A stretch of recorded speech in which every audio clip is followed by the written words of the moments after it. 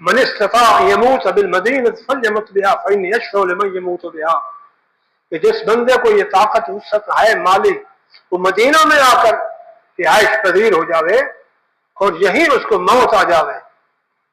ابو داؤد شریف کی روایت ہے، من استطاع يموت بالمدینہ، حضرت ابن عمر سے روایت ہے کہ نبی پاک صلی اللہ علیہ وسلم نے فرمایا من استطاع يموت بالمدینہ، جس بندے کو طاقت ہو کہ مدینہ میں فوت ہو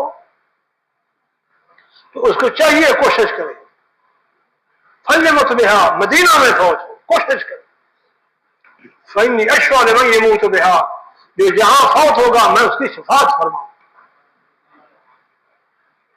مدینہ شریف میں ایک جگہ پر میں نے کچھ خریدا، وہ دکاندار جو تھا مالک پیچھے بیٹھا تھا، وہ دوسرا بندہ جو ہے نا وہ آگے دے رہا تھا سامان۔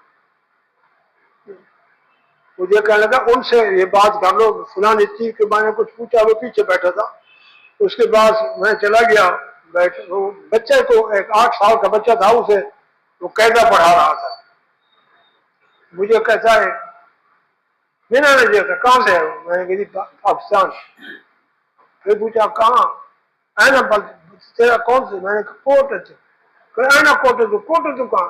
میں نے کہا اندر ملتان، ملتان کے پاس ہے۔ مجھے کہنے کا تعارف اور زیرہ قاضی خان، زیرہ قاضی خان کو بھی جانتے ہو؟ میں نے کہا کوٹدو بین ملتان و زیرہ خان، و زیرہ قاضی خان اور ملتان درمیان کوٹدو ہے۔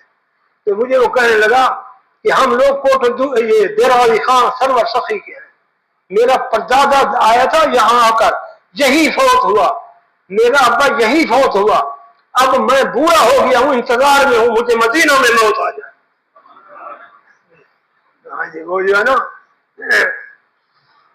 البیگ جو ہے نا، البیگ وہ بڑا وہ ہے نا، کیا ہے البیگ نہیں، وہ بڑا سٹور ہے نا ایک، البیگ کے ساتھ وہ دکان ہے پرسار کی، وہ بوڑھا ادھر بیٹھا، یہ 16 کی بات ہے۔ تو ایسے لوگ ہیں جو وہاں جا کر رہتے ہیں، موت وہاں آئی۔ اور ایک روایت میں ہے، حضرت جابر کی روایت میں ہے، نبی پاک صلی اللہ علیہ وسلم نے فرمایا لا یکید باہل مدینہ سے، کوئی شخص مدینہ والوں سے اگر مکر فریب کرے گا وہ اس کا کیا بنے گا؟ لا یکید باہل مدینہ سے الا انما کما ینما الملح فی الماء، جو مدینہ والوں سے مکر کرے گا وہ ایسے مٹ جائے گا جیسے کیا ہے، جیسے نمک پانی میں ڈالو تو مٹ جاتا ہے، نمک رہتا نہیں ہے، وہی یوں ہی ختم ہو جائے گا۔ یہ آپ کو پڑوس والوں کی کتنی محبت، یہ پڑوس والوں کی بات ہے نا۔